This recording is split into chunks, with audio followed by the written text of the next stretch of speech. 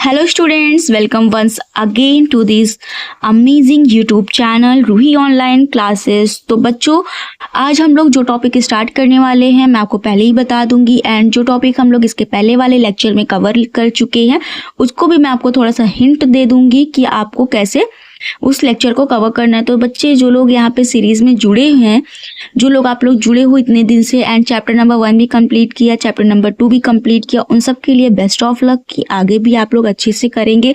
But जो बच्चों का बैकलॉग हो चुका है, मतलब चैप्टर नंबर 1 वो तो पढ़ना चाहते हैं बट नहीं पढ़ रहे हैं, पढ़ पा रहे हैं, किसी भी रीज़न से नहीं पढ़ पाए थे, तो वो लोग अपना डेली शेड्यूल बनाएं और उसी के अकॉर्डिंग आप लोग उसको फॉलो करें एंड सारे टॉपिक्स को अच्छे से कवर अप करें। तो आज जो हम लोग अपना टॉपिक स्टार्ट करेंगे वो है परिधीय तंत्रिका तंत्र, और परिधीय तंत्रिका तंत्र के प्रकार भी हम लोग आज इसी लेक्चर में कवर करने वाले हैं, जिसमें आप इनके 2 प्रकार पढ़ोगे। उसके बाद हम लोग इसमें तीसरा टॉपिक जो पढ़ेंगे वो हमारा रहेगा स्वायत्त तंत्रिका तंत्र के बारे में। जैसा कि मैं आपको बता दूं कि इसके पहले वाले लेक्चर में हमारा केंद्रीय तंत्रिका तंत्र हम लोग कंप्लीट कर चुके हैं और परिधीय स्वायत्त तंत्रिका तंत्र इस लेक्चर में हम लोग कवर करेंगे। आफ्टर डैट मैं उसके बाद आपको एक चीज़ थोड़ा सा और बता दूं कि तंत्रिका तंत्र जो था वो 3 भागों में डिवाइड था, जिसमें फर्स्ट हम लोग कंप्लीट कर चुके हैं एंड सेकंड थर्ड आज करेंगे। तो स्टार्ट करते हैं हम। सो स्टूडेंट्स, स्टार्ट करते हैं आज का हम अपना टॉपिक, जिसमें आज हम लोग पढ़ने वाले हैं परिधीय तंत्रिका तंत्र। तो बी पेशेंस, मतलब कि आप धैर्य के साथ रहिए और उसके बाद हम लोग स्टार्ट करेंगे अपना परिधीय तंत्रिका तंत्र, जिसमें आज हम अपना तंत्रिका तंत्र कंप्लीट कर लेंगे। इसके पहले वाले लेक्चर में आप सबको तंत्रिका तंत्र का वर्गीकरण पढ़ाया गया था, जहाँ पे आप लोग केंद्रीय तंत्रिका तंत्र, परिधीय तंत्रिका तंत्र, स्वायत्त तंत्रिका तंत्र तीनों बताया गया था एंड वहाँ पे आपका केंद्रीय तंत्रिका तंत्र अच्छे से कंप्लीट करा दिया गया। उसके बाद जो केंद्रीय तंत्रिका तंत्र का 2 भाग बचा था, परिधीय तंत्रिका तंत्र एंड स्वायत्त तंत्रिका तंत्र, इसमें हम लोग कवर करेंगे। तो स्टार्ट करते हैं हम अपना टॉपिक। यही लिए यहाँ पे सेकंड पॉइंट बनाया गया है कि हमारा जो आज सेकंड पॉइंट है, मतलब सेकंड हेडिंग है, वो है परिधीय तंत्रिका तंत्रों के। इसमें आप साथ ही साथ नोट्स भी बना सकते हैं, जैसे मैं आपको समझाते रहूं तो आप इसका नोट्स भी बनाते रहिए। इसमें मस्तिष्क तथा मेरुरज्जु से निकलकर शरीर के विभिन्न भागों को जाने वाली तंत्रिकाएं सम्मिलित हैं। ओके, तो इसमें बताया जा रहा है परिधीय तंत्रिका तंत्र, मतलब इसमें से जो भी तंत्रिकाएं निकलती हैं वो शरीर के सभी भागों में से जाती हैं। ओके, शरीर के सभी भागों में तो जा रही हैं, बट वो तंत्रिकाएं आ कहाँ से रही हैं? आपके मस्तिष्क और मेरुरज्जु से। अब ये मस्तिष्क क्या होता है, मेरुरज्जु क्या होता है, इनके कार्य क्या होते हैं, इनके भाग क्या होते हैं, इसके पहले वाले वीडियो में सब कुछ समझाया गया है एंड जो बच्चे नहीं देखे हैं मैं उनके लिए इस लेक्चर के डिस्क्रिप्शन बॉक्स में या फिर नीचे लिंक आपको इस वीडियो के दे दूंगी, उस पर आप क्लिक करके वो वीडियो देख सकेंगे। ओके, यहाँ पे है इस तंत्रिका में 2 प्रकार की तंत्रिकाएं सम्मिलित हैं, जिसमें आप पहला देख सकते हो कपालीय तंत्रिकाएं हैं, आगे हम लोग पढ़ेंगे रीढ़ तंत्रिकाएं। ओके, 2 प्रकार की जो तंत्रिकाएं हैं उसमें पहली तंत्रिका के बारे में जो हम लोग पढ़ेंगे, पहला है कपालीय तंत्रिकाएं।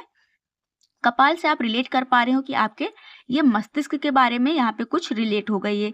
तो यहाँ मस्तिष्क के विभिन्न भागों से जुड़ी होती है। देखिए ना, यहाँ पे कपाल ही लिखा है। कपाल आपका क्या होता है?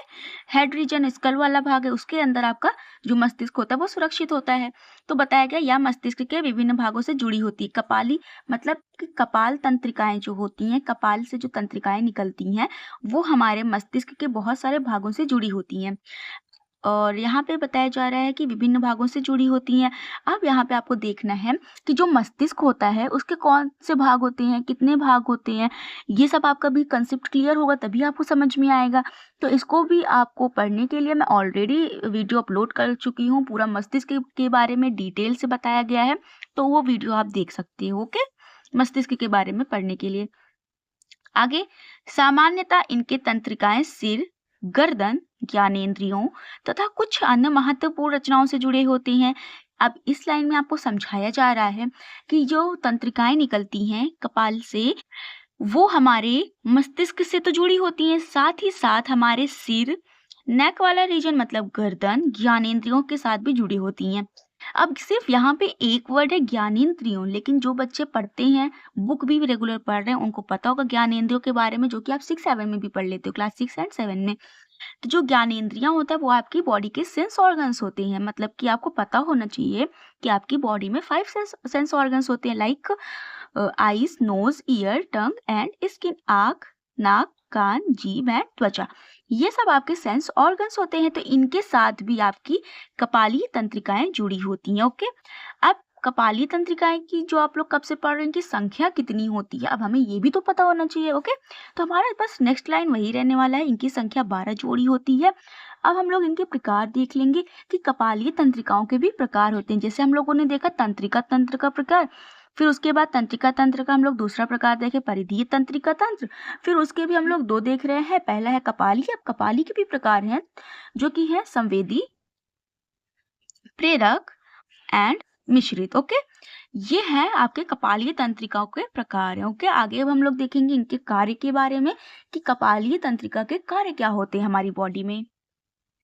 अब आप लोग इसका कार्य देख सकते हैं, ज्ञानेंद्रियों से प्राप्त संवेदनाओं को मस्तिष्क में पहुंचाती है तथा मस्तिष्क से प्राप्त प्रेरणा को अपवाहक अंगों तक पहुंचाती है। ओके, देखो यहाँ पे बताया जा रहा है कि जो भी संवेदना आपको ग्रहण होती है आपकी ज्ञानेंद्रियों से, उनको मस्तिष्क तक पहुंचाती है। मतलब जो भी आपको फील होता है, जो भी आप देखते हो सुनते हो, सब कुछ आपके मस्तिष्क तक पहुंचाता है। और उसके लिए जो रिस्पॉन्स करना होता है, जो भी आप एक्टिविटी देखते हैं, जो फील करते हो, उसके लिए जो रिस्पॉन्स होता है उसको जो है ये आपके अपवाहक अंग तक पहुंचाती है। एग्जैक्ट जिस बॉडी का काम होता है, पार्ट्स ऑफ बॉडी का, वहां तक आपके बॉडी पार्ट्स तक ये पहुंचाने का काम करती है। मतलब कि यहाँ पे आपको बताया जा रहा है सूचनाओं को मस्तिष्क तक ले जाना, उसके बाद मस्तिष्क से कोई इफेक्टिव ऑर्गन, जिस ऑर्गन का एग्जैक्टली काम होता है आपकी बॉडी में,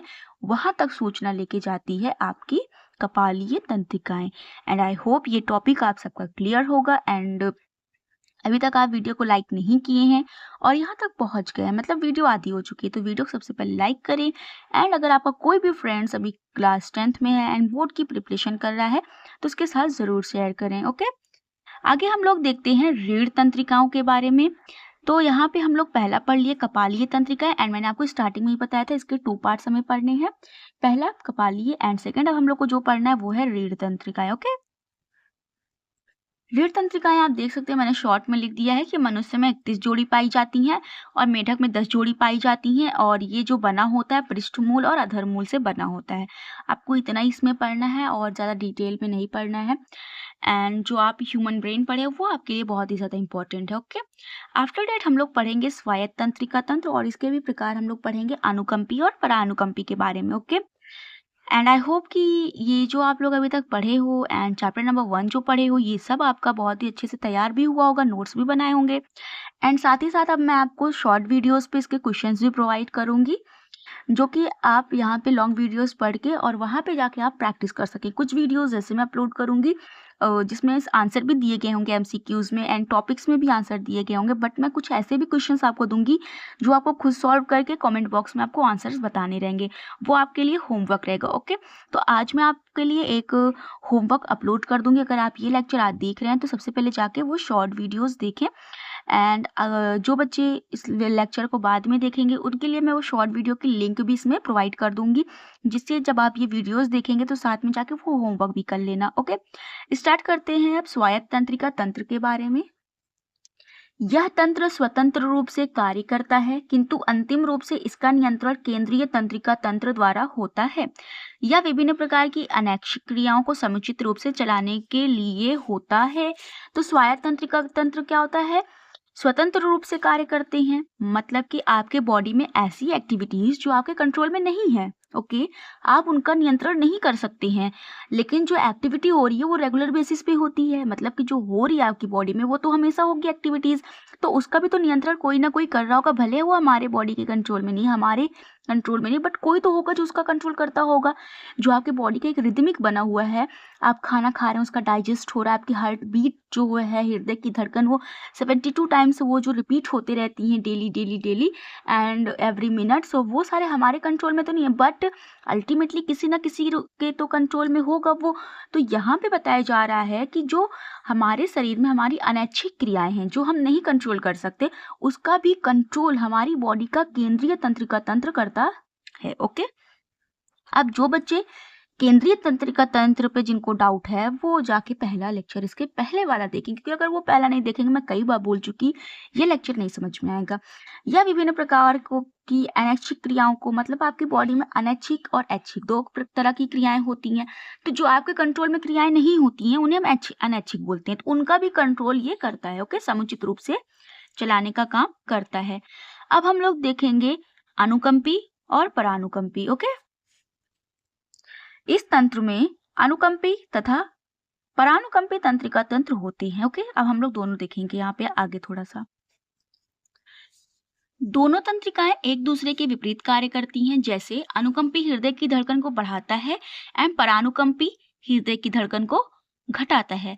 इन द केस अगर आपको किसी भी चीज से डर लग रही है या फिर कोई भी ऐसी सिचुएशन जहां पे आपके हृदय की धड़कन बढ़ी हो, अभी तक आप ऐसा काम किए हो जिससे आपको डर हो एंड हृदय की धड़कन बढ़ी हो, आफ्टर दैट वो केस सॉल्व हो जाए, शॉर्ट आउट हो जाए एंड आपका हृदय की धड़कन फिर से कंट्रोल में आ जाए। ओके, तो हृदय की धड़कन जो होता है वो बढ़ता है अनुकंपी तंत्रिका की वजह से, एंड जो फिर से कंट्रोल में घट जाता है, जो घटाने का काम हमारा परानुकंपी करता है।